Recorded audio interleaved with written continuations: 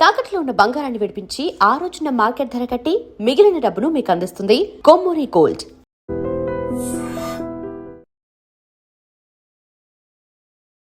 నమస్కారం, welcome to I dream. మన సంస్కృతి కార్యక్రమానికి స్వాగతం.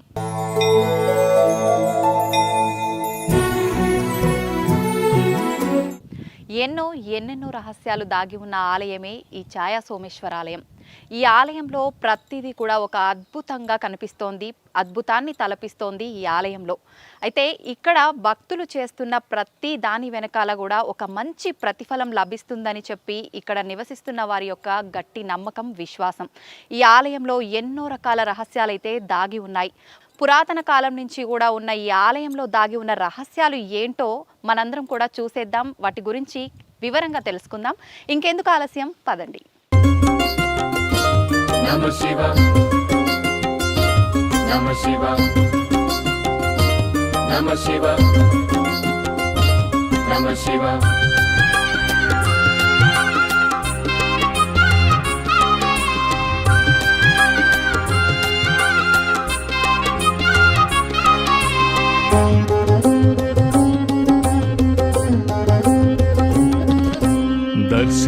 दर्शनादभ्रसदसि जननात् कमलालये कास्यान्तु मरणान्मुक्ति स्मरणादरुणाचले. दर्शनादभ्रसदसि जननात् कमलालये कास्यान्तु मरणान्मुक्ति स्मरणादरुणाचले. ओम श्री गुरुभ्यो नमः. देवीं वातमें तदेवासामीश्वरोपापशवो वदन्ते స్థానో మందిరే ఈ ఛాయా సోమేశ్వర స్వామి దేవతాభ్యో నమః. ముందుగా విఘ్నేశ్వర స్వామి నమస్కారం చేసుకోండి, బమ అని చెప్పేసి భావించుకోండి. శ్రీమాన్ శ్రీమతః గోత్రోదస్యాయాం రాజనాల గోత్రోదస్యాయాం విజితా నామ్నే సహ కుటుంబస్యాం కౌండిన్య గోత్రస్యాయాం కావ్యాం సహ కుటుంబానాం సహ కుటుంబానం క్షేమ స్థైర్య ధైర్య వీర్య అభయ ఆయు ఆరోగ్య ఐశ్వర్య వృత్త్యర్థం ధర్మోర్థ కామమోక్ష చతుర్వేల ఫల ప్రాప్త్యర్థం స్వామివారిని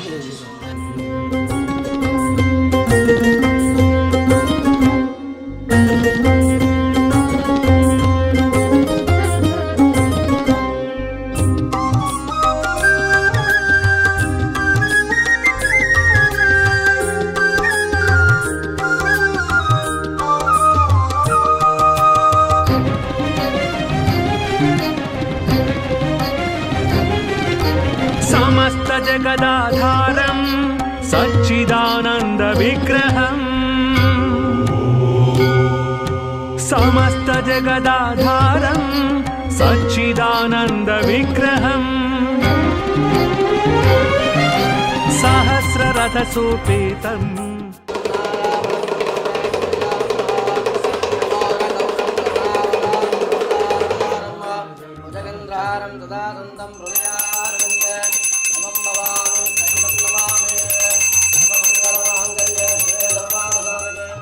नमस्ते अस्तु रुद्ररूपेभ्यः.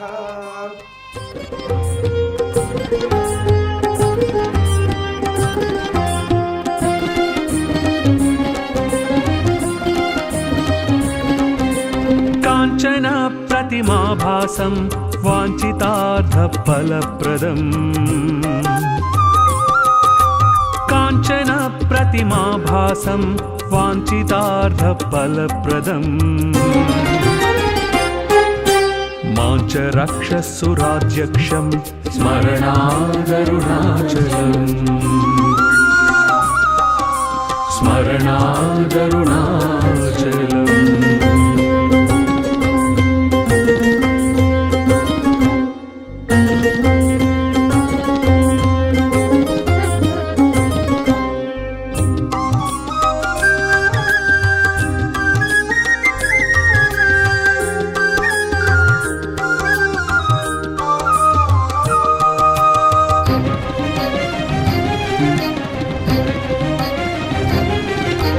बद्धचन्द्रजटाजूटम् అర్ధనారీ కలేవరం. మీ అందరికీ కూడా నేను చెప్పాను కదా, ఈ ఆలయంలో చాలా రహస్యాలు దాగి ఉన్నాయని చెప్పి. ఆలయంలో గర్భగుడిలో శివలింగం వెనకాల నీడ అనేది నిజంగా విదేశాల నుంచి మన దగ్గర శాస్త్రవేత్తలు ఎంతో మంది ఎన్నో రకాలుగా ప్రయత్నించినా కూడా ఆ నీడ ఎటు నుంచి వచ్చింది అనే ఒక విషయాన్ని మాత్రం ఇప్పటి వరకు ఎవరు కూడా చెప్పలేకపోయారు. నిజంగా ఈ ఆలయంలో ఇంకా ఎటువంటి రహస్యాలు ఉన్నాయి, ఆలయ విశిష్టత ఏంటి, ఆలయానికి నిజంగా ఎటువంటి భక్తులు ఎటువంటి కోరికలతో వస్తే ఇక్కడ కోరికలు నెరవేరుతుంటాయి, ఇలాంటి మరిన్ని విషయాలు ఇక్కడ ఆలయ పురోహితులు వంశపారంపర్యంగా ఇక్కడ పౌరోహిత్యం చేస్తున్నారు అజయ్ గారు ఉన్నారు ఇప్పుడు ప్రస్తుతం మనతో పాటు. వారితో మాట్లాడి విశిష్టత గురించి తెలుసుకుందాం. నమస్కారం అండి. అజయ్ గారు, ఇక్కడ ఈ ఆలయంలో చాలా రకాల రహస్యాలు దాగి ఉన్నాయని చెప్పి, ప్రత్యేకించి ఆలయంలో స్వామివారి వెనకాల పడుతున్న నీడ గురించి ఎంతోమంది శాస్త్రవేత్తలు కనిపెట్టలేకపోయిన ఒక రహస్యం దాగి ఉందని చెప్పి ఉన్నాం. నిజంగా దాని యొక్క రహస్యం ఏంటి, ఆలయం విశిష్టత ఏంటి తెలియచేయండి. వాగర్త వివ సంపర్త వాగర్త ప్రతిపతః జగతో పితరో వందే పార్వతీ పరమేశ్వర. ప్రధాన గర్భగుడి మేడం ఇది. ఇది పరమశివుడు ఇక్కడ వెలిశలింగం ఇది. అయితే మనకు కోనేటి నుంచి బయటలో పుష్కర ఘాట్ ఉంటుంది. ఆ పుష్కర ఘాట్ నుంచి ప్రధాన గర్భాలయంకి నీళ్లు కూడా రావడం జరుగుతుంటుంది. ఎప్పుడు కూడా స్వామికి అప్పట్లోనే ప్రొవిజన్ చేశారండి, చోళల కాలం నాటి. ఎప్పుడు స్వామికి ఎప్పుడు కూడా నిత్య అభిషేకం జరిగేటట్టు కూడా నీళ్లు వచ్చేటట్టు కూడా ఏర్పాటు చేశారు. మనకు అభిషేకం చేయాలని చెప్పేసి లోపల కొంత 2005లో కొంచెం ఫ్లోరింగ్ చేశారు. లోపల అభిషేకం నీళ్ళు రాకుండా చేయడానికి ఫ్లోరింగ్ చేయడం వల్ల వాటర్ బంద్ అయిపోయినాయి. అయినా కొద్ది కూడా వాటర్ ఇప్పుడు కూడా వస్తుంటుంది. స్వామి దారం మాత్రం వస్తుంటుంది మేడం. ఇప్పుడు ఇది వెళ్తుందా స్వామి వారి దగ్గరికి? పానబట్టి తట్టిపోతే ఇట్లా వెళ్ళిపోతుంది మేడం. పానబట్టి కింద అమ్మవారిది, పానబట్టి అమ్మవారిది. స్వామివారు పరమశివుడు ఇక్కడ కొలువైన శివుడిది. ఇది ప్రతిరోజు కూడా ఉదయం 6 గంటల నుంచి 12 గంటల వరకు భక్తులు చేతి మీదుగానే వాళ్ళకు లోపల గర్భగుడిలోకి దింపి అభిషేక కార్యక్రమం కూడా నిర్వహించుకోవడం కూడా జరుగుతుంది. ఇక్కడ వచ్చేసి బ్రహ్మసూత్రం కలిగిన శివుడు మేడం. ఇక్కడ మన చాగంటి కోటేశ్వర గారు ప్రవచనం చెప్పారు బ్రహ్మసూత్రం గురించి. మీరు ఎప్పుడైనా గమనించారో లేదో, ఒక్క శివలింగానికే ఒక ప్రత్యేకమైన గుర్తు ఒకటి ఉంటుంది. మీరు ఎప్పుడైనా చూడండి, అన్ని శివలింగాల మీద ఉండదు అలాగా. మీరు కొన్ని శివాలయాల్లోకి వెళ్ళినప్పుడు శివలింగం దగ్గరికి వెళితే దాని మీద కొన్ని గీతలు ఉంటాయి ఇలాగా. అది ఏమిటో తెలుసా గీత? అలా గీత ఎందుకు ఉంటుందో తెలుసా ఎవరికైనా? అలా గీత ఉంటే దాన్ని బ్రహ్మసూత్రము అని పిలుస్తారు. అలా గీత ఉంది అంటే నీ అదృష్టం పండి నువ్వు అక్కడికి వెళ్ళావని గుర్తు. 1000 మాటలు ఓ శివాలయంలోకి వెడితే నీకు ఎంత ఫలితమో, అలా గీతలు ఉన్నటువంటి శివలింగం ఉన్న గుళ్ళోకి వెడితే అంత ఫలితం. విశేషమైన ఆరాధనీయమో అని గుర్తు. అలాంటి శివలింగం ఉన్న గుడిలోకి వెడితే తప్పకుండా మీరు మీ ద్రవ్యాన్నో, మీ బలాన్నో, మీ సంపత్తినో, మీ పాటనో, మీ పద్యాన్నో, మీ కష్టాన్నో అక్కడ వినియోగించాలి. శివలింగం మీద గీతలు కనపడ్డాయనుకోండి, బ్రహ్మసూత్రం ఉందనుకోండి, బయటికి వచ్చి కాళహస్తీశ్వర శతకంలో 2 పద్యాలు చదవాలి. బయటికి వచ్చి మీకు వచ్చిన శ్లోకాలు 2 చెప్పాలి. పాటలు వచ్చిన వాళ్ళైతే 2 పాటలు పాడాలి. బలం ఉన్నవాడివైతే పల్లకి పట్టుకోవాలి, లేదా గుడి కొంచెం సేపు తుడిచి వెళ్ళిపోవాలి. నీ దగ్గర డబ్బున్నవాడివైతే వెంటనే ఆ శివాలయంలో నువ్వు 100 రూపాయలు ఖర్చు పెట్టేవాడివి, బ్రహ్మసూత్రం ఉన్న శివలింగం ఉంటే 1000 రూపాయలు ఖర్చు పెట్టాలి. ఎందుకంటే నీ జన్మ పడ్డి అక్కడికి వచ్చావని గుర్తు. అది 1,000,000 రెట్ల ఫలితాన్ని ఇచ్చేస్తుంది. ఒక రుద్రాభిషేకం ఒక చోట చేస్తే ఏ ఫలితమో, బ్రహ్మసూత్రం ఉన్న శివలింగానికి చేస్తే 1,000,000 రెట్లు విశేష ఆరాధనా ఫలితముని ఇచ్చేస్తుంది ఆ శివలింగం. అలా ఇవ్వగలిగిన శివలింగం అని గుర్తు చెప్పడానికి వచ్చిన వాళ్ళకి బ్రహ్మసూత్రం ఉంటుంది దాని మీద. అది చెక్కినప్పుడే ఆ బ్రహ్మసూత్రం చెక్కుతారు. బ్రహ్మసూత్రం ఉన్నది మీకు పరాకు చెప్పినట్టు శివలింగం మీద జాగ్రత్తగా ఉండు మీద ఉంటుంది బ్రహ్మసూత్రం. నేను ఎన్నో దేవాలయాల్లో చూసా బ్రహ్మసూత్రం ఉన్న శివలింగాల్ని. బ్రహ్మసూత్రం ఉన్నది మీ అదృష్టం పండిపోయిందని గుర్తు. మీరక్కడికి వెళ్ళి అపచారం చేసినా అంతే, 1,000,000 రెట్లే. మీరు అక్కడికి వెళ్ళి ఏమీ చేయలేదు, కూర్చొని శివ శివ శివ శివ అనుకుని వచ్చేసారు. శివ శివ శివ శివ 4 మార్లు మీరంటే 4 కోట్ల మార్లు మీరు శివనామం చెప్పారని వేస్తారు. బ్రహ్మసూత్రం ఉన్న దేవాలయంలో ఏది చేసినా ఇంటూ 1,000,000 అని గుర్తు. నేను మాటకంటున్నాను, దానికి లెక్క లేదు అసలు. విశేష అని శైవాగమం. అంత గొప్పది బ్రహ్మసూత్రం ఉన్నది. అందుకే శివాలయంలోనే 2 సూత్రాలు ఉంటాయి, సోమసూత్రము బ్రహ్మసూత్రం. ఇక్కడ చెప్పడం వల్ల ఈ అంటే శివలింగాలు ఎక్కడైనా ఉంటాయి, కానీ ఈ లైన్స్ అనేది తక్కువ చోట్ల ఉంటాయి. ఇలా ఉన్న శివుడు చాలా పవర్ఫుల్ మేడం. ఇక్కడ మనం ఏదైనా కోరుకున్నా కూడా ఇక నిర్విఘ్నంగా అనుగ్రహం అనేది కూడా జరుగుతుంది మేడం. ఇది బ్రహ్మసూత్రం. ఇక్కడ పాణిగ్రహం విషయం కానీ, వృత్తి సంతానం విషయంలో కానీ, ఆరోగ్యం బాలేకున్న వారికి ఇక్కడ అభిషేకం, పంచామృతం, తైలాభిషేకం చేసినట్టయితే తప్పనిసరిగా అనుగ్రహం అనేది పొందుతారు. ఇక్కడ ప్రతిరోజు కూడా సుబ్రహ్మణ్య స్వామి వస్తుంది, సర్పం బయటలో వాయుమూలలో పుట్ట వెలిసింది. ఇక్కడ నీళ్ళు ఎప్పుడు గగ్గినాయో అక్కడ పుట్ట వెలిసింది మేడం. ఉదయం ప్రాంగ ఇది సోమసూత్రం, ఇది వాటర్ వెళ్ళేదాన్ని సోమసూత్రం. సోమసూత్రం నుంచి సర్పం వస్తుంది ప్రతిరోజు కూడా. నేను ఇక్కడ చేపట్టి కూడా 11 ఏళ్ళండి ఇక్కడ మేము చేపట్టి. లింగాయత్ జంగమ మఠం, మా నాన్నవారు కూడా తాత వాళ్ళు కూడా వంశపరిపరం కూడా ఇక్కడ దేవాలయాన్ని కూడా పూజలు కూడా నిర్వహిస్తున్నాం. ఇప్పుడు కూడా మనకు మన నాగుల చవితి రోజు కూడా సుబ్రహ్మణ్య స్వామి కూడా కనబడింది. అక్కడ ఫొటోస్ కూడా ఉన్నాయి, గర్భాగుళ్ళకి వచ్చినాయి కూడా ఫొటోస్ కూడా ఉన్నాయి. ఇది ఇక్కడ నాగబంధం సంబంధించింది కూడా ప్రతిరోజు కూడా భక్తులకు కూడా దర్శనం ఇస్తుంది. మంగళవారం కానీ, శుక్రవారం కానీ, ఆదివారం కానీ ఆ ప్రాంగంలో మాత్రం సర్పం అనేది కూడా కనబడడం కూడా జరుగుతుంటుంది ఇక్కడ. ఓకే. ఇది పానగల్లు శ్రీ శ్రీ ఛాయా సోమేశ్వర స్వామి దేవస్థానం అండి. ఇది దాదాపు 1000 సంవత్సరాల నాటి దేవాలయము. 11వ శతాబ్దం నాటి మేడం. ఇది కాకతీయుల సామంతులు కుందూరు చోళుడు ఈ దేవాలయాన్ని కూడా నిర్మాణం చేయడం కూడా జరిగినది. ఫస్ట్లో వచ్చేసి ఒక 100 సంవత్సరాల పాటు ఈ దేవాలయం మొత్తం వెనుకబడిన దేవాలయం. ఇది పూజలు కూడా ఏం కూడా లేకుండేది. దాదాపు 2000 సంవత్సరం నుంచి ఇక్కడ పూజలు కూడా స్వామివారు అందుకుంటున్నారు. అయితే ఇక్కడ వచ్చేసి 3 గర్భగుడులు ఉంటాయి మేడం, త్రికుటాలయంగా పిలుస్తారు. ప్రధాన గర్భాలయము ఛాయా సోమేశ్వర స్వామి, విష్ణుమూర్తి, ఎదురుగా తూర్పు గర్భగుడి సూర్య భగవానుడు. ఈ మండపం వచ్చేసి 18 స్తంభాలు ఉంటాయి మేడం. అయితే ఈ 18 స్తంభాలలో పడమటున్న గర్భగుడిలో స్వామివారి పైన నిశ్చలంగా ఒక స్తంభమాకారంలో నీడ కనబడడం కూడా జరుగుతుంటుంది. అది మనకు సూర్యోదయించి సూర్యాస్త వరకు కూడా ఆ ఛాయ మాత్రం పరమశివుడి పైన ఆ ఛాయ అనేది కూడా కనబడకుండా కూడా జరుగుతుంటుంది. ఇప్పుడు మనము ఏ స్తంభం మీద అన్నది కూడా అంతుచిక్కని రహస్యం. ఎందుకంటే చాలామంది కూడా విదేశాల నుంచి కూడా వస్తుంటారు. సండే కానీ మనకు సోమవారం కానీ విదేశాల నుంచి వచ్చినప్పుడు కూడా ఆ పరిశోధన కూడా చేశారు చాలా వరకు. కానీ వాళ్ళు కూడా అంతుపడని విషయం. పరిశోధనలు జరుగుతున్నాయి మేడం. ఇప్పుడు వస్తుంటారు అప్పుడప్పుడు. ఆ పరిశోధనలు చేశారు, ధర్మగోల్ ప్రకారం కానీ ఏదో క్యాండిల్ పెట్టడం కానీ కూడా చేయడం జరిగింది. కానీ కూడా అది ఎవరైనా కూడా కన్ఫర్మ్ అనేది కూడా కాలేదు విషయానికి. ఇప్పుడు ఎవరో సోషల్ మీడియా ద్వారా కూడా ఒక మనోహర్ గౌడ్ అని సార్ అని చెప్పేసి సూర్యాపేటలో వచ్చారు, ఒక ధర్మగోల్ ప్రకారం చేసి ఈ 4 స్తంభాలు కలిపి ఒక స్తంభం పడడం అనేది చెప్పడం కూడా జరిగింది. ఈ 4 స్తంభాల్లో ఓకే. మన విషయం ఏంటంటే మనకి ఇప్పుడు సన్లైట్ మారిన కొద్దీ ఛాయ మారుతుండాలి. ఇప్పుడు సూర్యోదయం కూడా ఉత్తరాయణం దక్షిణాలం కూడా దిశలు మార్చుకుంటారు. మార్చిన సూర్యోదయం ఇప్పుడు ఛాయ కూడా మారాలిగా మేడం. కానీ మారట్లేదు, ఒకటే డైరెక్షన్ ఉంటుంది. సూర్యునికి ఆపోజిట్ డైరెక్షన్ లోనే పడాలి కదా, పడాలి. ఇప్పుడు సన్లైట్ మారిన కొద్ది ఛాయ అనేది జరుగుతుండాలి, కానీ జరగట్లేదు మేడం, ఒకటే పొజిషన్ ఉంటుంది. మళ్ళీ విషయం ఏంటంటే మళ్ళీ ఇప్పుడు వర్షం ఉన్నా సరే, మబ్బుగాని ఉన్నా సరే ఆ ఛాయ అనేది కూడా కనబడడం కూడా జరుగుతుంటది. అంటే వాతావరణం ఏ రకంగా ఉన్నా కూడా ఉదయం నుంచి సాయంత్రం, సూర్యోదయం నుంచి అస్తమయం వరకు అలాగే ఉంటుంది. సూర్యోదయం మబ్బు ఉన్నది అనుకో, కొంచెం లైటింగ్ ఉంటుంది, బయట లైటింగ్ ఉన్నా సరే ఆ ఛాయ అనేది కంప్లీట్ కూడా స్వామివారి పైన ఉంటుంటది. అది ఏ స్తంభం నీడు అన్నది కూడా ఇప్పటి వరకు అంతుపట్టని విషయం. ఎందుకంటే ఇప్పుడు ఎదురుగా సూర్య భగవాన్ మేడం, సూర్యుని ధర్మపత్ని ఛాయాదేవి మేడం, శనీశ్వర తల్లి అమ్మవారు. అంటే అమ్మవారు విగ్రహరూపులు కాకుండా ఛాయా రూపంలో కొలువైంది అమ్మవారు. అంటే ఛాయాదేవి ఎప్పుడు కూడా తపస్సు చేస్తుంటుంది. భోలాశంకరుడు ఛాయాదేవికి వరం ఇచ్చారు. ఎప్పుడు తపస్సు చేస్తున్నావు కదా, నా పైన నిలిచేటట్టు ఒక వరం ఇస్తాను చెప్పడం జరిగింది స్వామివారు. ఆ ఛాయాదేవికి అమ్మవారికి భోలాశంకరుడు ఛాయాదేవికి వరం ఇచ్చారు. వరం ఇవ్వడం వల్ల ఆ స్వామివారి పైన నిలిచేటట్టు కూడా ఒక చోళల కాలం అంటే ఒక అమ్మవారు కూడా ఒక యంత్రబలంతో ఛాయ వచ్చేటట్టు కూడా ఏర్పాటు కూడా జరిగింది. ఎదురుగా సూర్యభగవాన్ ఇచ్చారు. అంటే సూర్యభగవాను లేదు మేడం.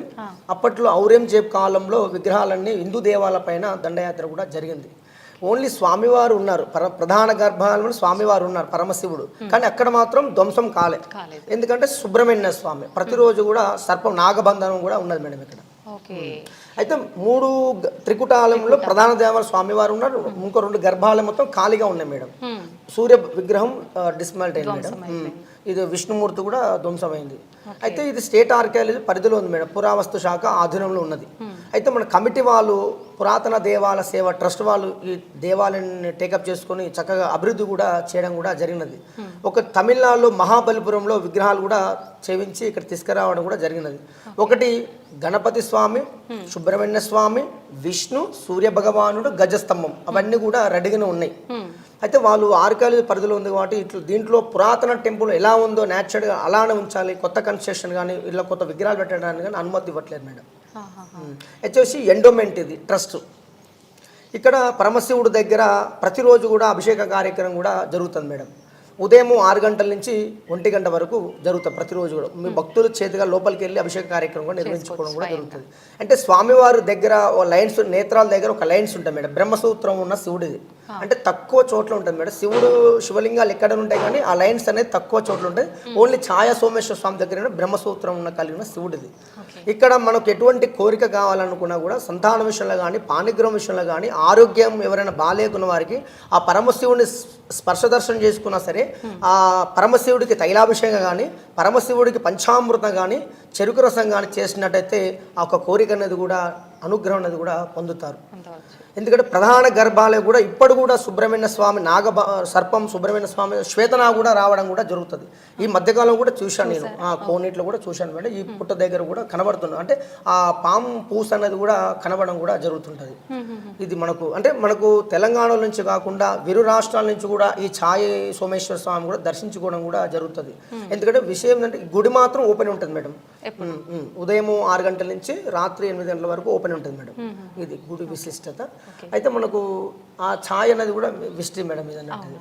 అయితే తెలంగాణ 2016లో కృష్ణ పుష్కరాల సందర్భంగా కొంచెం బడ్జెట్ ద్వారా ఈ దేవాలయాన్ని కూడా అభివృద్ధి చేయడం కూడా జరిగింది. 2016 కృష్ణ పుష్కరాలు మేడం. అయితే ఇది త్రికుటాలయం, 3 గర్భగుడులు. బయటలో వచ్చేసి ఉపదేవాలయాలు మేడం. ఆత్మలింగము, కాళికామాత, అభయాంజన స్వామి, కాలభైరవుడు, కాళికామాత అవన్నీ కూడా అప్పట్లో ఉండేది చోళ కాలం నాటి. ఇప్పుడు ఈ స్టేట్ ఆర్కియాలజీ వాళ్ళు అనుమతిస్తే, ఎవరైనా కేంద్ర మంత్రి వాళ్ళు వచ్చినట్టయితే అనుమతిస్తే ఇది చాలా దేవాలయం కూడా అభివృద్ధి కూడా అవకాశాలు ఉన్నాయి మేడం. దీని విషయం ఏంటంటే దీన్ని పర్యాటక కేంద్రం చేయాలి దేవాలయం. చాలా చక్కగా వివరించారండి. ఒకసారి మనం ఉపాలయాలు కూడా దర్శించుకొని వాటి గురించి కూడా తెలుసుకుందామా?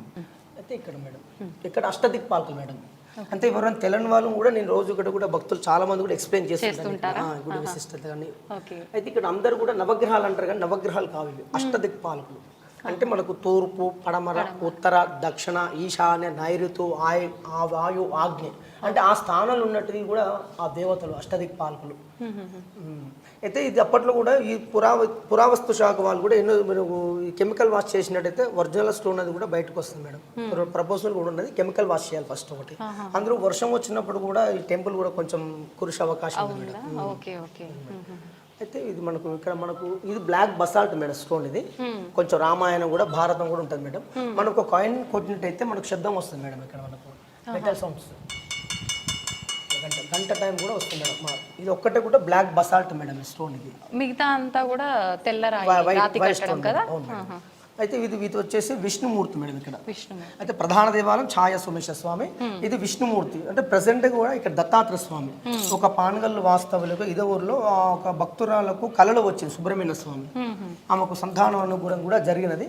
అయితే ఆమె ఈ సుబ్రహ్మణ్య స్వామి కోనేట్లు ఎక్కువ ఒక పక్కన పడి ఉండే, ఒక మామూలు మట్టిలో పడి ఉంటే స్వయంగా ఆమె కళలో సుబ్రహ్మణ్య స్వామి ఎలా దత్తాత్రేయ స్వామికి పక్క పడున్నా అని చెప్పేసి ఆమె అక్కడ పూడిక తీసుకొచ్చి ఇక్కడ భద్రపరిచే స్వామివారు కూడా ఇక్కడ పెట్టడం కూడా జరిగింది మేడం. ప్రతిరోజు కూడా ఆదివారం కానీ బుధవారం, గురువారం కూడా అభిషేక కార్యక్రమం కూడా చేసుకొని వెళ్తుంటాం మేడం. ఇక్కడ కూడా అమ్మ కూడా అనుగ్రహం కూడా ఉన్నది మేడం. ఓకే.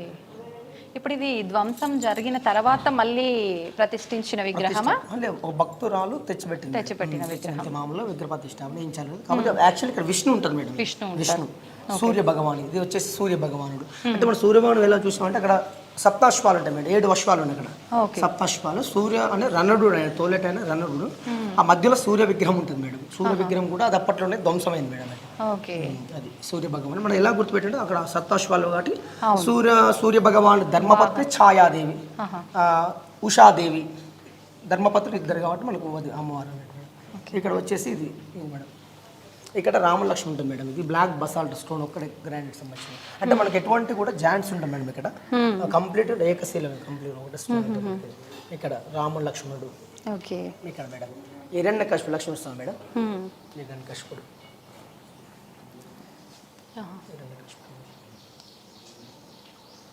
అయితే మనకు ఉదయ ఆదిత్య సముద్రం ఉంటుంది మేడం. ఇక్కడ అది కూడా తోమించింది కూడా కుందూరు చోళడం మేడం. అది ఒక తోమించింది చోళల కాలం నాటిది. అక్కడ ఈ ఐటమ్స్ ఉంటాయి మేడం. దాంట్లో ఈ చిన్న చిన్న ఐటమ్స్లో ఈ జిల్లు ఫిష్ రేణు సంబంధించింది కూడా ఇంత చిన్న ఐటమ్స్లో ఉంటాయి మేడం. అన్నీ కూడా ఉదయ ఆదిత్య సముద్రం అది. అయితే మనకు ఉదయ ఆదిత్య సముద్రం నుంచి కోనేట్లకు వస్తుంది మేడం.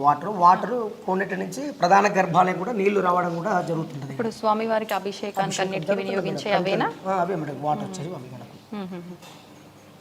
అయితే ఇదే పానగల్లో 3 దేవాలయాలు ఉంటాయి మేడం. చోళులు పరిపాలించినాయి. పానగల్ని ఒక రాజధాని కూడా చేసుకున్నారు కుందూరు చోళులు. ఈ 3 దేవాలయాలు కూడా నిర్మాణం చేశారు. ఒకటి వచ్చేసి వెంకటేశ్వర స్వామి, పచ్చల సోమేశ్వర స్వామి, ఇది ఛాయా సోమేశ్వర స్వామి. 3 దేవాలయాలు కూడా చోళల కాలం నాటి. కాకపోతే ఇది ఎక్కువ యూట్యూబ్ ఛానల్ ద్వారా ఎక్కువ ఫేమస్ మేడం. ఛాయా సోమేశ్వర స్వామి, పచ్చల సోమేశ్వర స్వామి ఏమిటంటే అక్కడ పచ్చగా శివుడు వజ్రం ఉంటుంది మేడం. అది ఇప్పుడు లేదు. అప్పటి ఔరంగజేబు కాలంలో ధ్వంసమైంది విజయం. మనం ఇప్పుడు కూడా స్టోన్ కూడా మెరుస్తుంది. ఒక పచ్చ అనేది స్టోన్ మెరుస్తుంది శివుడు. అయితే ఇది వచ్చేసి నంది బేస్ మేడం. ఇది నంది కూర్చుని ఒక ఆసనం. అయితే మెయిన్ నంది వచ్చి ప్రధాన నంది ఉంటుంది ఇక్కడ. అయితే ముందుగా వచ్చేసి గణపతిని దర్శించుకోవాలి. తర్వాతకి వచ్చేసి మళ్ళీ ఇక్కడ బసవ నమస్కారం చేసుకోవాలి నందికి. ఈ భాగంలో అంటే పెద్ద నంది ఉంటుంది లేదు కాబట్టి ప్రెసెంట్గా మీ చిన్న నంది పెట్టాం. ఇక్కడ బసవేశ్వర స్వామి నమస్కారం చేసుకున్న తర్వాతకి ఆ పరమశివుడి దగ్గరికి వెళ్ళి అభిషేక కార్యక్రమం కూడా నిర్వహించుకోవడం జరుగుతుంది. అయితే ప్రతిరోజు కూడా ఇక్కడ కూడా ప్రత్యేక పూజలు ఉంటాయి మేడం. ఇక్కడ సోమవారం స్పెషల్ ఇక్కడ పరమశివుడికి ఉదయాన్నే 5 గంటల నుంచి శుద్ధి చేసుకోవడం కానీ దీపాధారణ కానీ అవన్నీ కూడా జరుగుతాయి. ఇక్కడ అర్చన కానీ మనకు బిల్వ అర్చన, మహాన్యాస పూర్వక రుద్రాభిషేకము. ఎందుకంటే అది మనకు 4 జరుగుతుంది. మనకు భక్తులు కూడా ప్రతిరోజు కూడా ఒక 2000 మంది 3000 మంది వస్తుంటారు కాబట్టి మన పంచామృతం పేసి రావడం మేడం. విషయం కూడా అది మామూలుగా జడ్డల అమావాస్య కానీ మాస శివరాత్రి కానీ శివుడి నక్షత్రం ఆరుద్ర నక్షత్రం ఏకాదశి తిథి ఆ టైంలో మనకు ప్రత్యేక పూజలు కూడా జరుగుతాయి మేడం. ఒకప్పుడు అంటే వారం రోజులు ఉత్సవంగా కూడా జరుపుకునేవారని చెప్పి విన్నాం. ఇప్పుడు అలాంటివి ఏం జరగట్లేవా? ఇక్కడ జరుగుతున్నాయా? అంటే మహాశివరాత్రి సమయంలో అంత పరమశివుడికి ప్రీతికరమైన మహాశివరాత్రి అంటే 3 రోజుల పాటు జరుగుతుంది. 3 రోజుల పాటు గణపతి పూజ కానీ కలశ స్థాపన అవన్నీ కూడా గణపతి పూజ మహాన్యాసమ రుద్రాభిషేక కార్యక్రమం నిర్వహించబోతుంది. అంటే మహాశివరాత్రి నాడేమో తెల్లవారుజామున 2 గంటలకే లింగోద్భవ టైంలో అభిషేకాలు జరుగుతుంది మేడం. మళ్ళీ సాయంత్రము శివపార్వత కళ్యాణం ఉంటుంది మేడం. మళ్ళీ ఎవరైనా బుర్రకథ జాగారం ఉన్న వారు కూడా బుర్రకథ కార్యక్రమం, మళ్ళీ రుద్రహోమం ఉంటుంది. అంటే మళ్ళీ మరుసటి రోజు అగ్నిగుండాలు ఉంటాయి మేడం. సాయంకాలంలో శివపార్వతుల తెప్పోచ్చ కార్యక్రమం కూడా ఉంటుంది మేడం. అదే రోజు సాయంకాలమా తెప్పోచ్చ కార్యక్రమం ఉంటుంది. మళ్ళా కార్తీక మాసంలో మేడం పరమశివుడికి కార్తీక మాసంలో విశేషం మేడం. అంటే ఆ నెల మొత్తం నెల రోజుల పాటు కూడా అభిషేకాలు నిత్య పరమశివుడికి అభిషేక కార్యక్రమం కూడా జరుగుతుంది. కార్తీక పౌర్ణమి రోజు మళ్ళీ జ్వాలాతోర ఉంటుంది. కార్తీక పౌర్ణమి రోజు చాలా అద్భుతంగా జరుగుతుంది. మళ్ళీ ఈ కమిటీ వాళ్ళు కూడా అదేవిధంగా ఇది మనకు ట్రస్ట్ వాళ్ళకి సంబంధించిన ఎండోమెంట్ ప్రకారంగా అన్ని కూడా ఏర్పాట్లు కూడా చేయడం జరుగుతుంది మేడం. ఓకే. ఎక్కడెక్కడి నుంచి వస్తుంటారు సాధారణంగా? అంటే ఇలాంటి ఉత్సవాలు ఇలాంటి కార్యక్రమాలు జరిగినప్పుడు బయటి ప్రాంతాల నుంచి కూడా వచ్చే అవకాశం ఉంటుందా? ఎక్కువ సిటీ నుంచి వస్తారు మేడం. సిటీ నుంచి హైదరాబాద్ నుంచి, ఓకే, ఇక్కడ తమిళనాడు నుంచి, ఇటు ఆంధ్ర నుంచి, ఇంకా లోకల్ వాళ్ళు కూడా ఇక్కడ చుట్టుపక్కల సూర్యాపేట కోదాడ ఎక్కువ అయితే సిటీ నుంచి వస్తారు మేడం. సండే వస్తే మాత్రం ఒక 3-4 వేల మంది వస్తారు. మళ్ళీ పూజ కార్యక్రమాలు 1 గంట అయిపోతుంది. మన నైవేద్యం పెట్టేస్తారు స్వామివారికి. ఆ టైంలో ఒక 3 గంటల వరకు అభిషేకాల కార్యక్రమం ఉండదు. సంధ్యాకాలంలో ఉంటుంది 5 నుంచి 8 వరకు. ఎక్కువ ఛాయ గురించి ఇంపార్టెంట్ మేడం. ఛాయ గురించి అదేవిధంగా వాళ్ళ స్పర్శ దర్శనం కూడా మీరు ఎవరైనా వచ్చినా కూడా ఇది ఎక్స్ప్లెయిన్ చేపించేసి వాళ్ళకి స్పర్శ దర్శనం, అర్చన, హారత, అభిషేకమా అడిగేసి మనం లోపలికి వెళ్ళి కార్యక్రమం కూడా నిర్వహించుకుంటాం మేడం. ఓకే. ఇప్పుడు స్వామివారి గర్భాలయంలో మనకు ఓంకారనాదం కూడా వినిపిస్తుందని చెప్పి నేను కొన్ని వీడియోస్లో విన్నాను. అదంతా నిజమేనా? నిజమే మేడం. అయితే మనకు ఒక వైబ్రేషన్ ఉంటుంది మేడం. మనకు స్వామి గర్భగుడిలో కూర్చుంటే ఒక మెడిటేషన్ చేసినట్టయితే ఒక అనుభూతి అనేది కలుగుతాం మన గర్భగుడిలో. మామూలు గజ్జల సౌండ్ రావడం కానీ ఏదో బాడీ మొత్తం ఊగేసినట్టు పాజిటివ్ వచ్చేసినట్టు కూడా జరుగుతుంది మేడం. మన స్వామివారికి నుదుట శివుడికి స్పర్శ దర్శనం చేస్తే మీకు అక్కడ స్వామివారు ఉన్నారని తెలిసిపోతుంది మీకు ఆటోమేటిక్ స్పర్శతో. మీరు ఒక వైబ్రేషన్ శివుని ముట్టుకోవడమే అది ఒక విశేషం. ఎక్కడ కూడా ఇప్పుడు ఏ గుడి శివాలయం లేకుండా కూడా కొంచెం గర్భగుడిలోకి అలౌట్ చేయరు. మామూలుగా పక్కన కూర్చోబెట్టేసి ఆసనాలు వేసి కూర్చోబెట్టి చేపిస్తే ఓన్లీ అర్చకుడు మాత్రమే చేపిస్తారు పేరు మీద. ఇక్కడ మాత్రం మేము అలౌట్ చేసి చేపిస్తాం. ఇది బ్రహ్మసూత్రం శివుడు ఉన్నాయి కాబట్టి లోపలికి వెళ్ళి మేము అభిషేక కార్యక్రమం కూడా నిర్వహించుకోవడం కూడా జరుగుతుంది మేడం. బయట ఏమున్నాయి అవి చూద్దామా? అంటే బయటలో కూడా ఉపదేవాలు ఉంటాయి మేడం. మళ్ళీ నందులు కూడా అంటే 7 నందులు ఉంటాయి మేడం. అవన్నీ కూడా మెడలన్నీ విరిగిపోయినాయి, ధ్వంసమైన ప్రధాన నంది చాలా అద్భుతం మేడం. అది అక్కడికి వెళ్ళి మనం చూద్దాం మేడం. నేను విన్నంత వరకు ఈ శిలకు కూడా ఒక ప్రత్యేకత ఉంది అని చెప్పినానండి. ఏంటండి ఆ ప్రత్యేకత? మన స్టార్టింగ్ గుడి ఎంట్రన్స్ కాగానే ఫస్ట్ సంబంధం ఉంటుంది మేడం ఇక్కడ. అంటే చోళం కాలం నాటిది ఇది అప్పుడు రాశారు మేడం. అంటే శిలాపలకము ఒక 3-4 ఉన్నాయి మేడం. అయితే పక్కకు పడి ఉన్నాయి. అవన్నీ ఆర్కియాలజీ డిపార్ట్మెంట్ ప్రకారంగా ఇక్కడ మ్యూజియంలో కూడా భద్రపరిచారు. ఇది ఇక్కడ శాస్త్రం ఉంటుంది మేడం. అంటే కొన్ని లాంగ్వేజ్ ఇది మన డిపార్ట్మెంట్ ప్రకారంగా ఆర్కియాలజీ సార్ అని చెప్పేసి దీన్ని మొత్తం దీన్ని చదివారు మేడం. మొత్తం కూడా ఎక్స్ప్లెయిన్ చేశారు. దీని స్టోరీ అనేది మనకు కూడా తెలియదు మేడం. విశేషం కాకపోతే కొంచెం లాంగ్వేజ్ ప్రకారం ఉంటాయి మేడం. ఉదయ ఆదిత్య సముద్రము కొన్ని తెలుగు పదార్థాలు ఉంటాయి మేడం. ఉదయ సముద్రము అంటే దీన్ని గుడి అప్పుడు నిర్మాణం చేశారు మేడం. రాశారు మేడం. ఓకే. ఇప్పుడు మనకు గర్భాలయంలోకి శ్వేతనాగు ప్రవేశిస్తుంది, స్వామివారి దగ్గరకు వచ్చి దర్శించుకుంటుంది, ఒక రక్షలాగా ఉంటుందని చెప్పారు కదా. మనకు ఇక్కడ నుంచేనా వచ్చేది? ఇక్కడ మనకు ఇక్కడ పుట్ట వెలిసింది మేడం. ఫస్ట్ లో స్టార్టింగ్ ఏమో గర్భగుడిలో ఉండేది శ్వేతనాగు. ఫస్ట్ లో వాటర్ లో ఉండేవారు. ఆలయంలోనే ఒక గోళెం అని ఉంటుంది, స్టోన్ గోళెము. ఆ గోళెంలో ఉండేది మేడం సర్పము. అయితే కొంతకాలంగా లోపల వాటర్ అనేది కూడా సిమెంట్ వేయడం వల్ల వాటర్ బంద్ చేయించారు. అంటే కొంచెం ఫ్లోరింగ్ చేయడం వల్ల వాటర్ బంద్ అయినాయి. ఆ వాటర్ ఏ క్షణంలో బంద్ అయిపోయినాయో ఆ క్షణంలో ఇక్కడ అమ్మవారు పుట్ట వేయడం కూడా జరిగింది మేడం. ఈ ప్రాంగణం నుంచి గర్భాలయకి రావడం జరుగుతుంది. సోమసూత్రం అని ఉంటుంది. అభిషేకం చేసిన వాటర్ బయటకు వెళ్ళిపోయేదాన్ని సోమసూత్రం అంటారు. ఆ సోమసూత్రం నుంచి సర్పం రావడం కూడా జరుగుతుంటుంది. ఇక్కడ 2 ఉన్నాయి మేడం. ఒకటి శ్వేతనాగు, ఒకటి గోధుమ కలర్ ఉండే సర్పం ఉంది మేడం. అయితే మనకి ఈ ప్రాంగణంలో కూడా కనబడే ఛాన్సెస్ ఉంటాయి. అంటే ఎక్కువ దానికి సంబంధించి పూస కానీ పాము పూస కానీ కనబడేది కూడా కనబడుతుంది. మన నాగుల చవితి రోజు కూడా కనబడింది మేడం. చాలా మందికి భక్తులు కూడా దర్శనం కూడా అంటే నేను కూడా ఎక్కువ మార్నింగ్ 5 కానీ 4:30కి రావడం జరుగుతుంది. ఆ టైంలో వస్తాను అభిషేకానికి. వచ్చినప్పుడు కూడా ఆ మెట్ల దగ్గర ఉండడం కానీ గర్భగుడిలో ఉండడం కానీ కూడా దర్శనం ఇవ్వడం కూడా జరుగుతుంది. అయితే మామూలుగా మేము సుబ్రహ్మణ్య స్వామి దర్శనం చేసుకోవడం అంతే మంది. కాకపోతే నేను నాన్న వాళ్ళు కూడా చూశారు, నాన్న వాళ్ళు తాత వాళ్ళు చూశారు సుబ్రహ్మణ్య స్వామిని. ఇక్కడ ఎక్కువ సంతాన విషయంలో చేసుకుంటే పూజ చేసినట్టయితే తప్పనిసరిగా అనుగ్రహం అనేది కూడా జరుగుతుంది మేడం. అయితే అదే కానీ మామూలు ఆవు పాలు వేయడం కానీ ఇక్కడ మామూలు కుంకుమ పసుపు గాజులు అమ్మవారికి సమర్పణ చేయడం కూడా జరుగుతుంది. చుట్టూ ప్రదక్షిణలు చేయడానికి ప్రదక్షిణ ఉంటుంది. కాకపోతే ఈ డ్రిల్స్ పెట్టారు మేడం. అందులో కూడా కొంచెం పండగ చేసే వాళ్ళకు అమ్మ పుట్ట తీసుకువెళ్ళడం జరుగుతుందని చెప్పేసి దానికి కొంచెం భద్రత కూడా చేయించారు మేడం. ఈ ప్రాంగణంలో కూడా ఖచ్చితంగా అయితే 100% వరకు కనబడుతుంది మేడం. ఈ ఊళ్ళో వాళ్ళు పాన్గల్ వాళ్ళు కూడా చూశారు. నేను కూడా ఉదయం ప్రాంగణంలో చూస్తాను. నా ఫోన్లో కూడా స్నాప్స్ ఫోటో తీశాను. ఫొటోస్ కూడా అవి కూడా మీకు చూపిస్తాను మేడం. ఇది నందుల కడకి వెళ్ళాను. ఎదురుగా ఒక ఆసనం ఉంటుంది, నంది కూర్చుని ఒక ఆసనము. ఆ ఆసనం పైన నంది ఉంటుందండి. ఇది అంటే ఇది మెయిన్ నంది వచ్చేసింది మేడం. ఇది ప్రధాన దేవాలయం దగ్గర ఉంటుంది. మనం ఇందాక చూసాము చిన్న నంది పెట్టాము. అయితే మెయిన్ నంది వచ్చేసింది. అయితే ఇది అప్పట్లోనే ఔరంగజేబు కాలంలో ఈ విగ్రహాల పైన దండయాత్ర పైన కూడా జరిగింది మేడం. అయితే మీకు ఇది మనకు ఒకటి చూసినట్టుగా బ్రహ్మముడు ఉంటుంది మేడం. ఇక్కడ బ్రహ్మముడు స్టోన్ మనం తాడును బ్రహ్మముడు ఎలా వేస్తామో యాస్టేజ్ స్టోన్ వేశారు మేడం. ఒక వచ్చేసి గంగడోలు అని ఉంటుంది మేడం. ఇక్కడ మీకు ఇలా టచ్ చేసినట్టయితే సేమ్ ఒక మీకు ఆవు టచ్ చేసినట్టు ఒక అనుభూతి అనేది కూడా మీకు ఇక్కడ కలగడం కూడా జరుగుతుంది మేడం. అయితే ఇక్కడ మొత్తం కూడా 6-5 నందులు ఉంటాయి మేడం. ఈ నందులన్నీ కూడా మెడలన్నీ కూడా ధ్వంసం అవడం కూడా జరిగింది మేడం. ఈ మనకు మా చైర్మన్ వారు అనంతరెడ్డి గారు దీని స్టోన్ కూడా తెప్పించారు. ఇక్కడ వాళ్ళు కర్నూలుకి ట్రాన్స్పోర్ట్లో పంపించేసి దీన్ని ఇది సేమ్ యాసిడ్ ఎలా ఉందో కూడా ఈ నందిని కూడా చెక్ చేయడం కూడా జరుగుతుంది మేడం.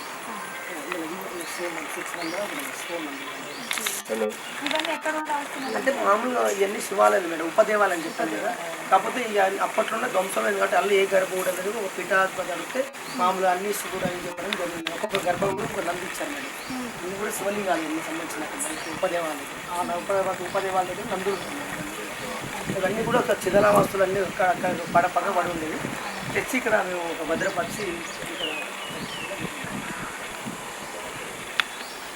మనకు పుష్కరాల టైంలోనే డెవలప్మెంట్ అండి మేడం. ఫస్ట్లో కూడా ఇంత మొత్తం శిథిలావస్థలో గబ్బిలాలు ఎవ్వరు కూడా రాకపోయిందండి దేవాలయానికి. ఇది 2016లోనే డెవలప్మెంట్ అయింది. మన గుడి చుట్టూ కూడా సీసీ రోడ్డు మేడం. గుడి చుట్టూ కూడా సీసీ రోడ్డు ఉంది. దాదాపు ల్యాండ్ కూడా ఉండేది, ఒక 30 acres ఉండేది గుడికి. ఏ గుడికైనా భూములు ఉంటాయి మేడం, కాకపోతే ఈ గుడికి ఉండేది కానీ అన్నీ కూడా ఆక్యుపై చేశారు మొత్తం. ఈ దేవాలయం తీసినట్టయితే చాలా విలువలోకి వస్తే చాలా అద్భుతం మేడం. ప్రస్తుతానికి 2 ఎకరాలు ఉంది, 2 ఎకరాలు ఉంది. ఈ గుడి ఉండే ల్యాండ్ కూడా వేరే వాళ్ళు కూడా పట్టాయింది మేడం. అది ప్రభుత్వం కూడా వేరే వాళ్ళ పేరు మీద ఉంది గుడి ప్రస్తుతానికి. ఇది బయటలో ఉపదేవాలయం అనమాట. ఇదంతా కూడా డోనర్స్ ద్వారా డెవలప్ చేశాను ఎక్కువ. మన రుద్రసేన అని చెప్పేసి కమిటీ వేసుకుని దేవాలయాన్ని కూడా అభివృద్ధి చేయడం జరుగుతుంది. ఇప్పుడు స్వామివారి విగ్రహాలు ఉన్నాయో ఉపాలయాలు? ఓన్లీ ప్రధాన దేవాలయంలో స్వామివారు తప్ప, ఒకటి ఆత్మలింగం, 2 ఉన్నాయి మేడం అంతే. కాకపోతే మిగతా అన్ని గర్భాలు మొత్తం ఖాళీగా ఉన్నాయి మేడం. ఇప్పుడు కొత్తవి పెట్టడానికి ఆర్కేలజీ వాళ్ళు అనుమతి ఇవ్వట్లేదు మేడం. ఇవన్నీ కమిటీ వాళ్ళు తీసుకొచ్చి భద్రపరిచారు కానీ వాళ్ళ అనుమతి కోసం వస్తుంది. కాంచన ప్రతిమాభాసం వాంఛితార్థ ఫలప్రదం. కాంచన ప్రతిమాభాసం వాంఛితార్థ ఫలప్రదం. మాంచ రక్షస్సురాధ్యక్షం స్మరణాదరుణాచలం స్మరణాదరుణాచలం.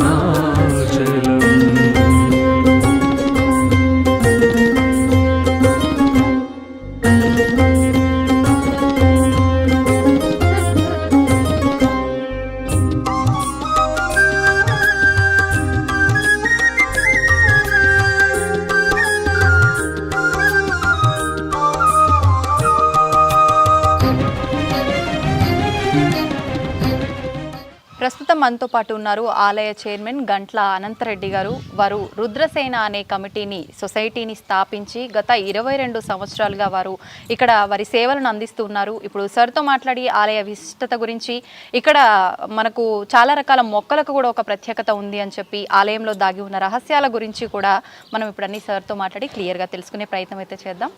సార్ నమస్తే. సార్, ఇప్పుడు మనం నించున్న దగ్గర ఏదైతే మొక్క ఉందో ఈ వృక్షానికి కూడా ఒక విశిష్టత కలిగి ఉందని చెప్పి నేను విన్నాను సార్. ఏంటి సార్ ఈ మొక్క యొక్క విశిష్టత? ఇది రావి వేప కలిసి ఉన్నటువంటి ఒకే మానలో వచ్చినటువంటి వృక్షం అనేది సహజ సిద్ధంగా మేము గత 20 సంవత్సరాల నుంచి చూస్తున్నాము. సహజ సిద్ధంగానే ఈ యొక్క ప్రాంతంలో ఇది వెళ్ళడం జరిగింది. తర్వాత దీనికి చుట్టూ ప్రదక్షిణ చేసుకున్నట్లయితే ప్రధానంగా సంతాన ప్రాప్తి. మనకు సైంటిఫిక్గానే ఈ రావి చెట్టుకు సంబంధించి ఒక కెమికల్ ఫార్ములా ఉంటుంది.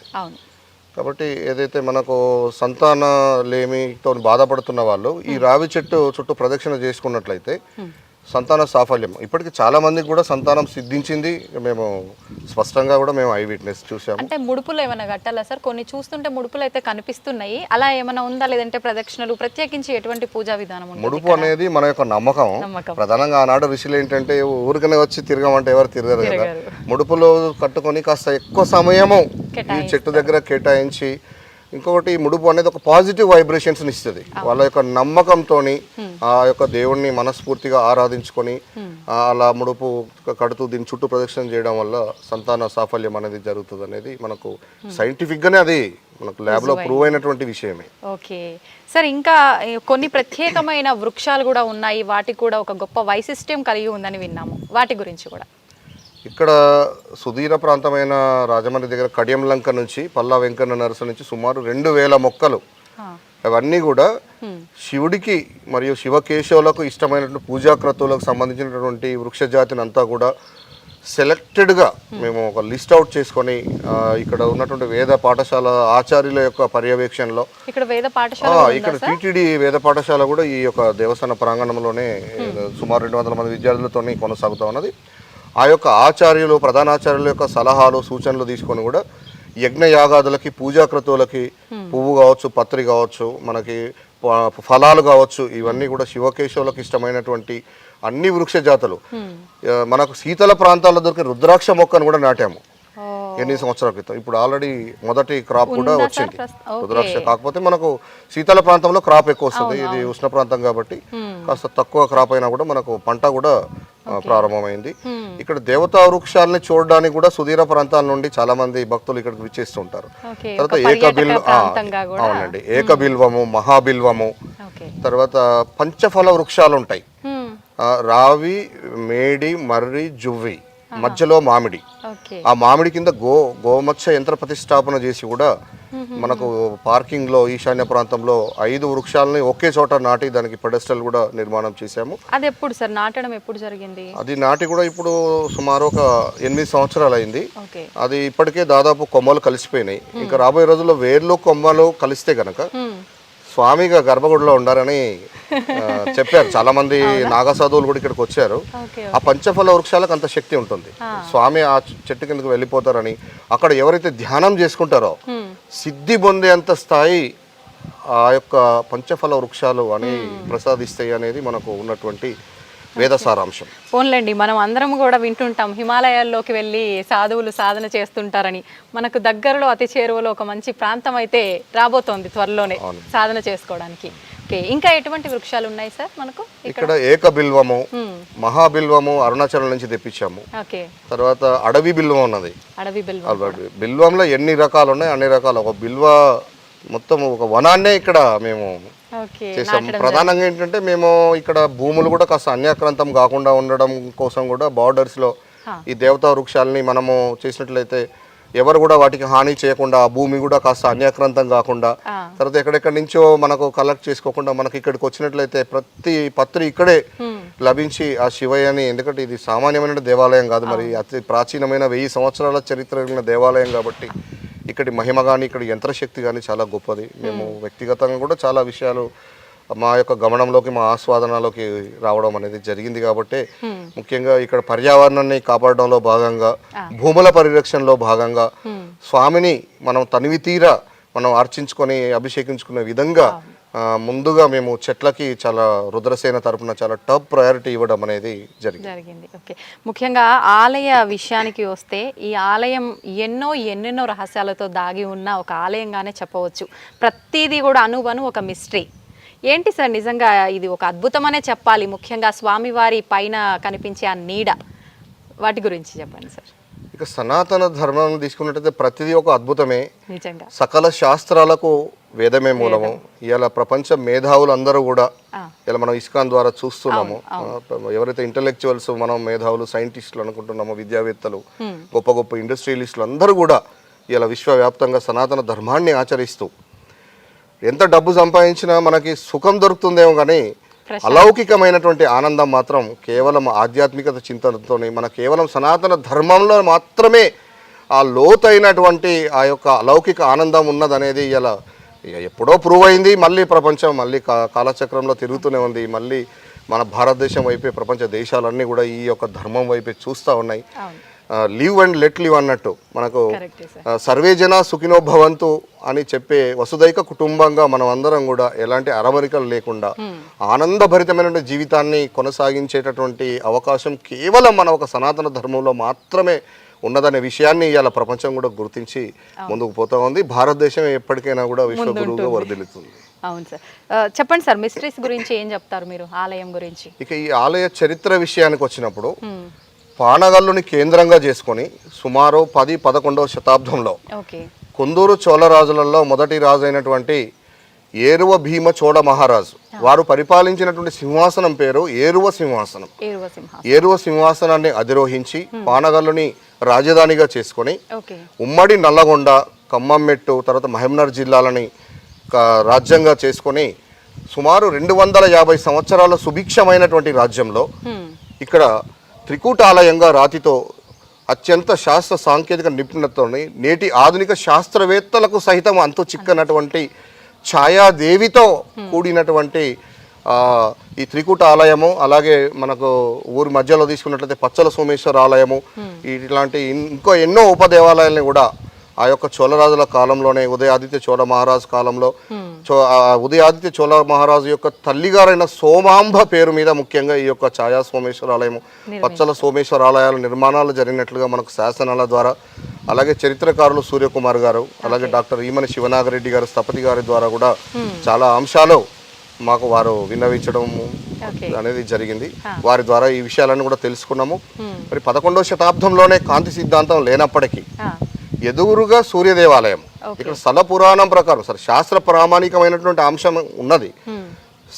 సైంటిఫిక్ కోణం ఉన్నప్పటికీ కూడా మనం ఇక్కడ ప్రధానంగా స్థల పురాణాన్ని మనం పరిగణలోకి తీసుకోవాల్సి వస్తుంది.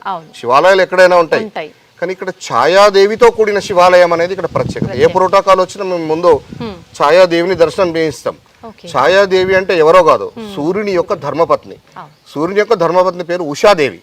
ఆమె ముందు ఆమె బాగా శివభక్తురాలు, కఠోరమైనటువంటి శివదీక్ష చేయడానికి ఆమె తండ్రి అనుమతి తీసుకొని ఆమె గురువు దగ్గర ఆమె ఒక తన ఇంకొక రూపాన్ని సృష్టించుకునే విధంగా ఒక విద్యను అభ్యసించి, మరి భర్తకు అనుమానం రాకుండా సపరిచర్యలు చేయాలి కాబట్టి ఆమె తన నీడను ఇక్కడ భర్త దగ్గర సపరిచర్యలు చేయడానికి నీడను వదిలేసి ఆమె శివుని తపస్సుకు వెళ్ళి ఆమె 108 రోజులు కఠోరమైనటువంటి సంపూర్ణ శివదీక్ష స్వీకరించి ఆమె దీక్ష ఫలితంగా ఆ శివుడు ఎన్నో పరీక్షలు పెట్టి ఆమెకు దర్శనం ఇచ్చేటటువంటి క్రమంలో అమ్మ నీ కోరిక ఏంటి అని అన్నప్పుడు నేను ఎప్పుడు కూడా నీ ఆరాధనలో ఉండాలి స్వామి, నాకు వేరే ఏం కోరికలు లేవు అంటే ఆ విధంగా శివుడిచ్చినటువంటి వరమే ఛాయాదేవికి ఎప్పుడు నా వెనకాల నీడ రూపంలో ఉండే విధంగా నన్ను నా వెంట ఉండేటట్టుగా నా నీడగా నువ్వు ఉండేటట్టుగా నీకు వరమిస్తున్నామ్మా అని చెప్పేసి శివుడు ఇచ్చినటువంటి వరప్రసాదం అనేది ఇక్కడ సిద్ధించింది.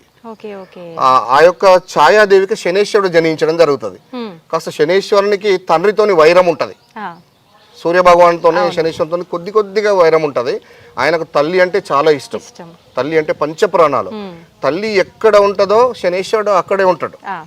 అంటే తల్లికి ఇక్కడ ఛాయాదేవికి కొన్ని చోట్ల ఉండొచ్చు దేవాలయాలు విగ్రహ రూపంలో, కానీ మనకు అడుసుమిల్లి కానీ తర్వాత మనము కోనార్ టెంపుల్ అట్లాంటి వాటి, కానీ ఇప్పుడు అక్కడ ప్రస్తుతం పూజలు కానీ అవన్నీ కూడా ప్రస్తుతం అదంతా కూడా శిథిలావస్థలోనే ఉన్నవి.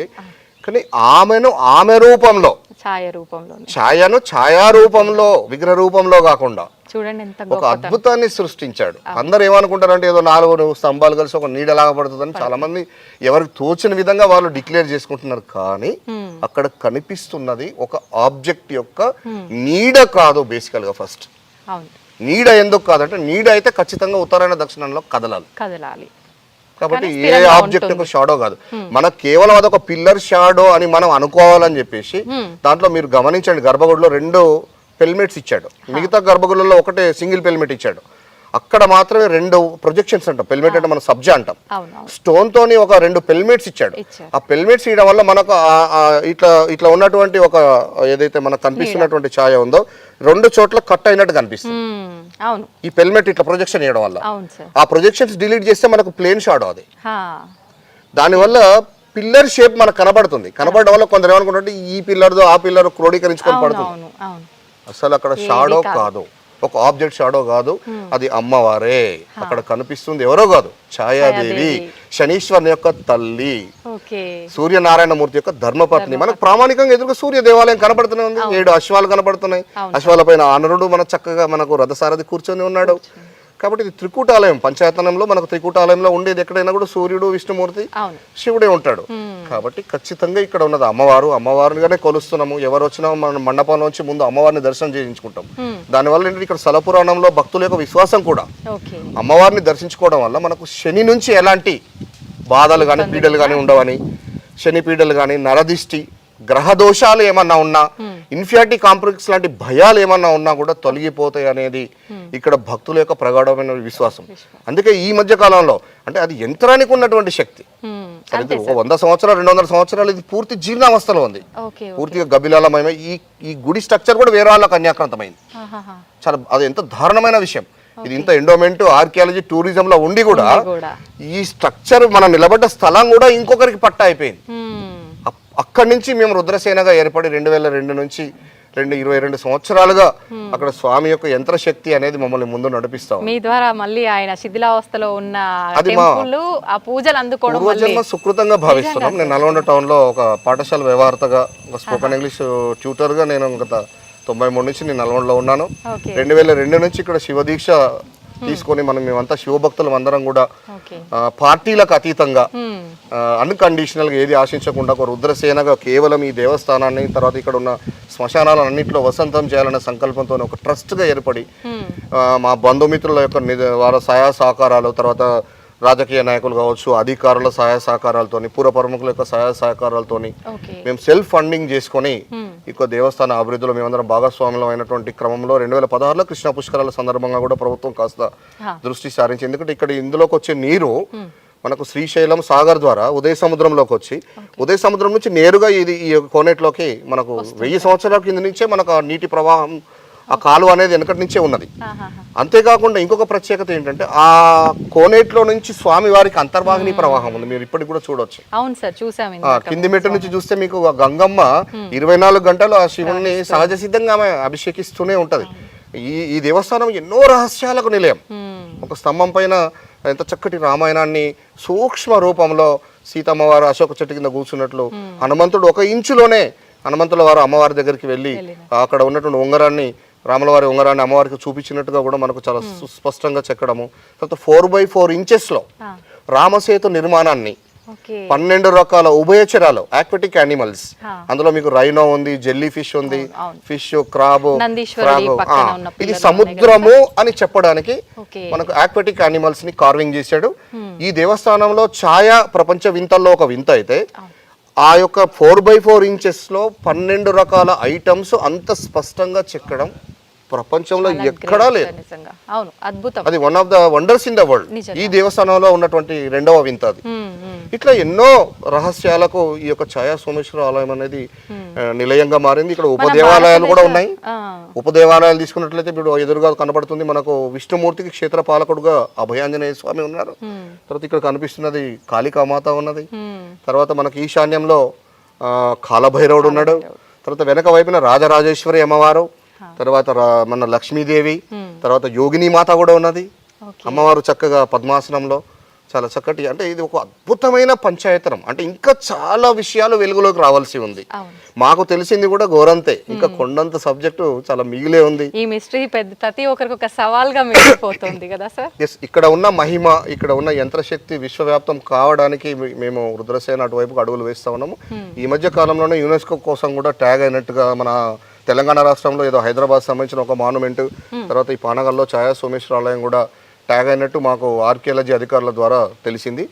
అది కనుక సక్సీడ్ అయితే, అది మనకు రామప్పకి ఎట్లయితే యునెస్కో గుర్తింపు వచ్చిందో, ఈ దేవస్థానానికి కూడా యునెస్కో గుర్తింపు వచ్చినట్లయితే ఇక్కడ ఉన్నటువంటి ఆ ఛాయాదేవి యొక్క మహిమ, ఆ యొక్క టెక్నాలజీ కావచ్చు, ఇంకా మహిమ అని అంటున్నాము. టెక్నాలజీ అంతా మహిమ నుంచి అక్కడి నుంచి వచ్చింది. టెక్నాలజీ కొత్తగా ఎక్కడి నుంచి ఆకాశం నుంచి ఊడిపడలేదు, అన్ని కూడా మన వేదాల నుంచి వచ్చినాయి. ఇదంతా కూడా ఇక్కడ ఉన్న సూక్ష్మ రూపంలో ఉన్న ఈ శిల్ప సంపద అంతా కూడా విశ్వవ్యాప్తం కావాలని ఆ యొక్క ఆధ్యాత్మిక చింతనతోని అందరం కూడా వసుదైక కుటుంబంగా అరమరికలు లేకుండా చక్కగా అలౌకిక ఆనందాన్ని ఇక్కడ ఉన్న మహిమను అందరూ కూడా పొందాలి అని చెప్పేసి అటువైపుగా రుద్రసేన కూడా అడుగులు వేస్తూ ఉంది. సార్, ప్రతి ఒక్కరు కూడా ఆధ్యాత్మిక మార్గంలో నడుస్తుంటారు. మన సనాతన ధర్మం మీద ఎంత మనకు గ్రిప్ ఉన్నా, ఎంత దాంట్లో ముందుకు వెళ్ళాలని ఉన్నా కూడా మనం ఒక మార్గాన్ని ఎంచుకొని ముందుకు నడవాలి అంటే దాని వెనకాల ఏదో ఒక పెద్ద రీజన్ అయితే ఉండాల్సిందే, ఒక అనుభవం కూడా ఉండాల్సిందే. అలాంటి అనుభవము, ఒక రీజన్ అనేది ఏదైనా ఉందా సార్ మీ వెనకాల? చాలా మంచి ప్రశ్న అడిగారండి. వాస్తవానికి మాది కమ్యూనిస్ట్ కుటుంబం. జనరల్గా ఈ లెఫ్ట్ భావజాలం ఉన్న వాళ్ళకి కాస్త దైవ చింతన తక్కువనే ఉంటుంది. దేవుణ్ణి, మహిమ లాంటి ఇవన్నీ కూడా నమ్మరు. నేను పూర్తిగా కమ్యూనిస్టు భావజాలంతో పెరిగినటువంటి వ్యక్తిని. కానీ ఒక ఇంత విద్యా వ్యవస్థలో ఉండి కూడా నాకు ఇక్కడ ఒక దైవము, ఒక శక్తి, ఒక కాస్మిక్ ఎనర్జీ అనేది ప్రత్యక్ష అనుభవంలోకి చాలా సందర్భాల్లో వచ్చింది. ఇట్లా ప్రత్యక్ష అనుభవంలోకి వస్తున్నప్పుడు కూడా ఇక్కడ మనం దైవం లేదు, శక్తి లేదు అనుకోవడానికి లేని విధమైనటువంటి అనుభూతులు, అనుభవాలు చాలా జరిగినాయి. అందులో ఒకటి మీ మీడియా ద్వారా నేను ప్రేక్షకులకు కావచ్చు, మన సనాతన ధర్మ కర్తలందరికీ కూడా పంచుకోవాలని అనుకుంటున్నాను. నాకు 2010-11లో థ్రోట్ సర్జరీ జరిగి ఉండే అపోలో జూబ్లీహిల్స్లో. సార్ దాని పర్యవసానము ఇంకేదో సైడ్ ఎఫెక్ట్స్ తోని నాకు సడన్ లాస్ ఆఫ్ హియరింగ్ వచ్చేసింది. 2012లో నాకు నిద్రలోనే మొత్తం హియరింగ్ అయిపోయినాయి. ఒక 6 మాసాలు హైదరాబాద్లో తిరిగిన, స్టెరాయిడ్స్ తీసుకున్నాను, అన్ని కార్పొరేట్ హాస్పిటల్స్ చాలా డబ్బులు ఖర్చు పెట్టాను. ఇక్కడ నేను విద్యా వ్యవస్థలో ఉంటా కాబట్టి నాకు లాస్ ఆఫ్ హియరింగ్ వస్తే నిత్య నరకమే. అవును. ఆ క్రమంలో చాలా తిరిగాను. తిరిగిన తర్వాత ఎక్కడ పోయినా కూడా వాళ్ళు ఒకటే చెప్పిండ్రు, మా మెడికల్ సైన్సెస్లో సడన్ లాస్ ఆఫ్ హియరింగ్ అనే దానికి అసలు ట్రీట్మెంట్ ఉండదు. ఇది వైరస్ వల్లనో లేకపోతే మీకు బ్లడ్ కొలెస్ట్రాల్ వల్లనో ఇంకేదో వేరే 1-2 కారణాల వల్ల ఇది జరుగుతుంది, మీరు జీవితకాలం మీరు ఇట్లా బతకాల్సిందే అని చెప్పేసి పెద్ద పెద్ద సీనియర్ డాక్టర్స్ డిక్లేర్ చేసి వదిలేశారు. ఆ క్రమంలో నాకు ఒక నమ్మకం, అప్పటికే నేను ఇక్కడ పని చేస్తున్నా, సో కొంచెం ఇబ్బంది అవుతుంది స్వామి కమ్యూనికేషన్ నాకు వ్యక్తిగతంగా లేకున్నా సరే నేను ఇట్లా నీ జ్ఞానంలో బతికిస్తా కానీ ఏంటి ఇది అని చెప్పేసి ఇక్కడ వచ్చి ఉదయం 11 గంటలకు అప్పుడు కరెంట్ కూడా లేకుండే మార్నింగ్ 11 కూర్చొని ఈవినింగ్ 5 వరకు ధ్యానం చేసుకుంటూ కూర్చున్నా. గర్భగుడిలో కూర్చొని ఏడ్చుకుంటూ కూర్చున్నా.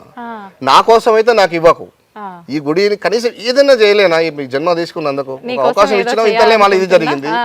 సార్ ఏంటిది పరిస్థితి స్వామి, నాకు మినిమం కమ్యూనికేషన్ మందమన్నా నాకు హియరింగ్ ఉంటేనే నేను ఇక్కడ పని చేయగలుగుతా, ఈ క్షేత్రాన్ని నేను కలగంటున్నాము, మా సభ్యులం అందరం కూడా ఏదో చేయాలని తపనతో పోతా ఉన్నాము అని స్వామికి నివేదించుకున్నా. ఆ రాత్రి ఇంటికి వెళ్ళి పడుకున్నా. ఆ రోజు పొద్దున్నే లేవగానే ఇంత అద్భుతం అంటే 1 గంట సేపు వెయిట్ చేసిన 50% గ్రేస్ అయింది. ఇప్పుడు నేను మీతో మాట్లాడుతున్నా, మీరు మీ ప్రశ్నలకు నేను స్పందిస్తున్నా అంటే నాకు ఆ ఛాయా సోమేశ్వర స్వామి పెట్టినటువంటి భిక్ష. ఇది సైన్స్ కి అతీతంగా నాకు జరిగింది. ఏదో గొప్పల కోసమో ఏదో నాకేదో ఇంకేదో అని నేను చెప్పుకోవాల్సిన అవసరం నాకు లేదు. నేను ముందే చెప్పిన మేము కమ్యూనిస్ట్ ఫ్యామిలీ నుంచి వచ్చినాం, అసలు దేవుని నమ్మని కుటుంబం నుంచి వచ్చాం. కానీ నాకు ఆ రోజు ఎందుకు రావాలి?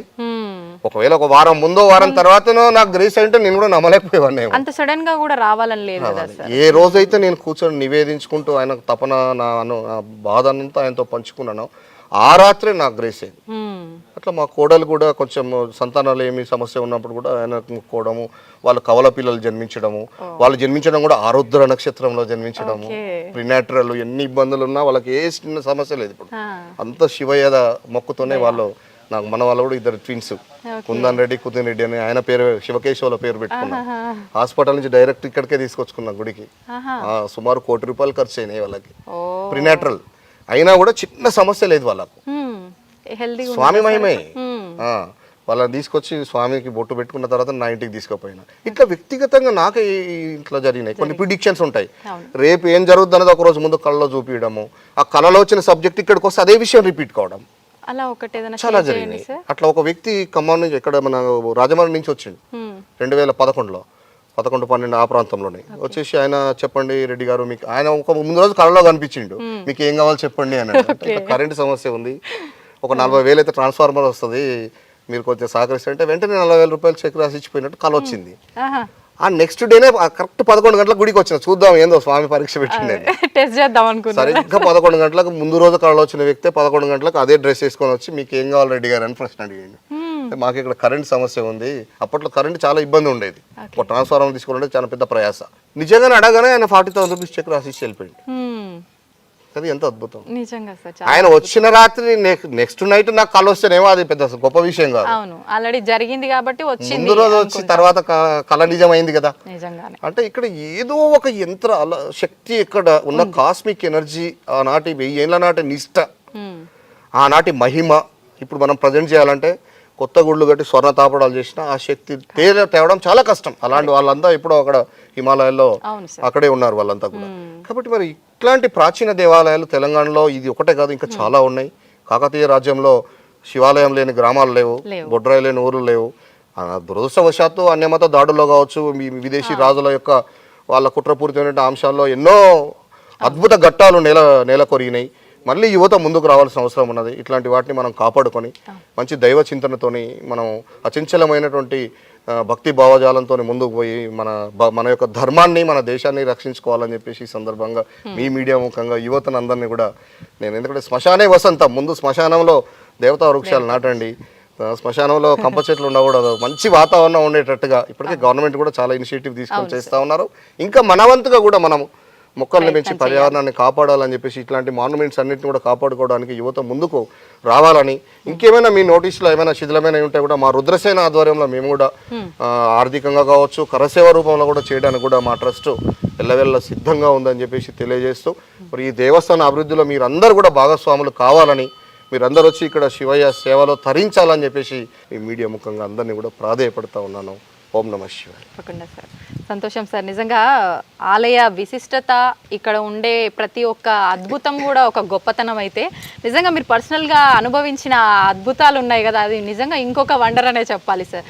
ప్రతి ఒక్కరు కూడా ఒక టెంపుల్ ఉంది, అక్కడ విశిష్టత ఉంది అని నమ్మాలి అని అంటే ఖచ్చితంగా భగవంతుడి మహత్యం తెలవాలంటే ఇలా ఎవరో ఒకరు ఎక్స్పీరియన్స్ చేసే వాళ్ళ ద్వారా నిజంగానే. Thank you sir, thank you very much. నిజంగా మాకందరికీ తెలియని ఎన్నో మంచి మంచి ఆలయానికి సంబంధించిన విషయాలన్నీ తెలియజేశారు. ధన్యవాదాలు.